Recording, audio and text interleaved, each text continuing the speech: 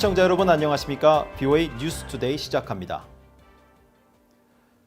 미국과 한국 국방장관이 14일 미국 국방부에서 한미 안보협의회의를 개최하고 공동성명을 통해 북한의 군사활동에 대해 깊이 논의했으며 완전한 비핵화와 탄도미사일 프로그램 폐기를 통한 한반도의 항구적인 평화 정착을 달성하기 위한 긴밀한 공조와 협력이 필요하다고 밝혔습니다. 또 한미 상호 방위 조약에 따른 한반도 방위 공약과 전시작전 통제권 전환 추진 방향은 상호 합의한 조건에 따라 충족해야 한다는 점을 재확인했다고 밝혔습니다. 회의에 앞선 모두 발언에서 마크 에스퍼 미국 국방장관은 미국과 한국이 북한의 핵과 탄도미사일 프로그램이 영내와 전 세계 안보 안정에 심각한 위협으로 남아있다는 데 동의했으며 미국은 한국의 안보에 계속 전념하고 있다고 밝혔습니다. 에스퍼 장관은 이어 미국과 한국의 방위비 분담금 협상 문제와 관련해 보다 공평한 방법을 찾아 방위비가 미국 납세자에게 불공정하게 부담되지 않도록 해야 한다고 강조했습니다. 한국의 서욱 국방장관은 전작권 전환 문제에 대해 전환 조건을 조기에 구비해 한국군 주도의 연합 방위체제를 빈틈없이 준비하는 데 함께 노력할 것이며 굳건한 한미 동맹을 기반으로 한 한반도 비핵화와 항구적인 평화 정착 달성을 강조했습니다. 유엔에서 북한 인권 논의에 매번 제동을 걸었던 중국, 러시아, 쿠바가 47개국으로 구성되는 유엔 인권이사회 새 이사국으로 선출됐습니다. 마이크 폼페오 미국 국무장관은 인권 탄압국인 이들 나라가 선출된 것은 유엔의 부끄러운 일이라고 비판했습니다. 이조은 기자가 보도합니다. 지난 13일 유엔 총회에서 중국과 러시아, 쿠바 등 15개국이 3년 임기에 유엔 인권이사회 새 이사국으로 뽑힌 데 대해 미국은 강도 높게 비판했습니다. 마이크 폼페오 국무장관은 14일 기자회견을 통해 유엔의 부끄러운 일이라며 비판했습니다. A win for tyrants, an embarrassment for the United Nations. When institutions are irredeemable, as was demonstrated yesterday, the United States under President Trump simply will not participate. 켈리 크래프트 유엔 주재 미국 대사도 이사국 선출 직후 트위터를 통해 중국과 러시아, 쿠바와 베네수엘라가 있는 인권이사회는 의도된 목적과 보편적 인권 선언에 대한 조롱이라면서 문제를 지적했습니다. 휴먼 라이츠 워치 등 국제 인권단체들은 유엔 총회 투표 이전부터 중국과 러시아, 쿠바 등은 심각한 인권 유린을 자행하고 있는 나라라며 인권이사회의 멤버가 되어선 안 된다고 밝혔습니다. 중국과 러시아, 쿠바, 베네수엘라는 내정 간섭이라는 이유를 들며 개별 국가의 인권 문제를 다루는 결의안 채택을 반대한다고 주장해왔으며 북한의 전통적 우방국으로 북한의 인권 유린 문제에 대한 개선 결의안을 다룰 때에도 매번 반대를 해왔습니다. 이런 가운데 전 세계 7개국 33개 민간단체들은 유엔과 유럽연합에 공개 서한을 보내 75차 유엔 총회에서 북한 인권 결의안 강화를 촉구했습니다. 특히 최근 북한군 총격에 의한 한국 공무원 피살 사건에 대해 반인도적 범죄라며 북한 인권 결의안에 반영할 것을 촉구하고 북한 당국의 신종 코로나 바이러스 대응에 있어 북한 주민과 외국인들의 생명권은 물론 이들이 강제 실종과 고문 또는 잔인한 비인간적 처벌의 대상이 되지 않도록 권리를 보장해야 한다고 촉구했습니다. 이런 가운데 폼페오 국무장관은 이날 기자회견에서 북한이 열병식에서 신형 대륙간 탄도미사일 ICBM을 공개한 것과 관련한 질문을 받고 북한은 지난 2년 동안 대륙간 탄도미사일을 시험 발사하지 않았다고 강조했습니다. The North Koreans, however, last year did exactly 0 International Continental Ballistic Missile tests last year. That held true for the year before that as well. 폼페오 장관은 특히 한 국가가 미사일 프로그램을 구축할 때 가장 중요한 것은 해당 미사일들이 실제로 작동하는지 확인하고 실험하는 것이라면서 중국 공산당은 지난해 전 세계를 합친 것보다 더 많은 미사일 실험을 했다는 사실을 알아야 한다고 강조했습니다. 폼페오 장관은 그러면서 트럼프 대통령과 자신이 시작한 대북 외교가 위협을 낮추는 데 성공적이었다고 거듭 강조하면서 전임 행정부의 길을 계속 갔다면 북한에서 미국의 궁극적인 목표 달성은 물론 지금처럼 위협을 낮추지도 못했을 것이라고 주장했습니다. BOA 뉴스 이조은입니다. 최근 열린 북한 노동당 설립 75주년 기념 열병식에서 세계 최대 규모의 업체가 제작한 드론이 사용된 것으로 알려졌습니다. 탄도미사일 관련 무기와 장비들은 물론 수입 금지 품목인 전자제품이나 김정은 위원장이 손목에 찬 고가의 시계 등 사치품까지 포착되면서 대북 제재의 허점이 여실히 드러났다는 지적입니다. 오택성 기자가 보도합니다.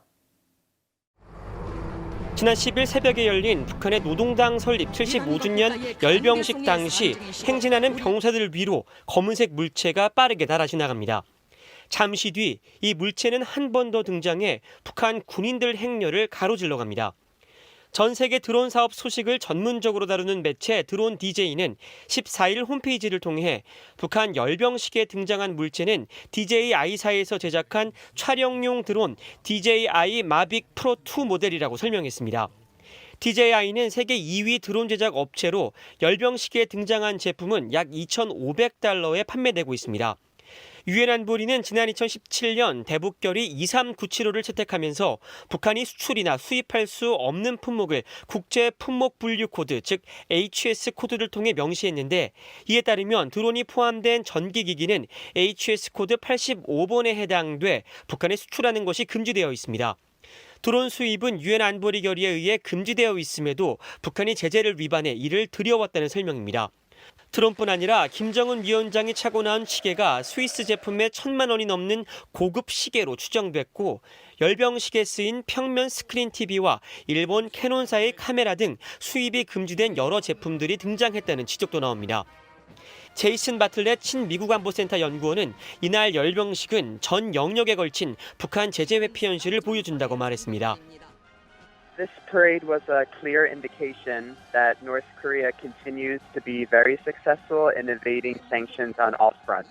So ranging from acquiring new ballistic missiles, luxury goods such as expensive watches, as well as using drones to record the parade itself. This was an accurate depiction of North Korea's success in evading 프루스 베넷 랜드 연구소 선임 연구원은 열병식에 등장한 이동형 발사 차량 텔 역시 제재에 구멍이 있음을 보여준다고 지적했습니다. We don't know whether this new TEL with the 11 axles is built in China and somehow got through the sanctions, or whether it was built in North Korea. But building a vehicle like that is very difficult. It is really a challenge. And it's entirely possible that these TELs were made in China and brought in. 베넷 선임 연구원은 그러면서 중국이 해당 차량을 직접 만들어줬거나 아니면 해당 기술을 북한에 전달해줬을 수도 있다면서 어느 방식이 됐든 이는 중국의 대북 제재 위반 행위라고 강조했습니다.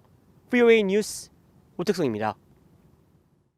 세계보건기구 WHO가 북한을 30개 결핵 고위험국 가운데 하나로 다시 지정했습니다.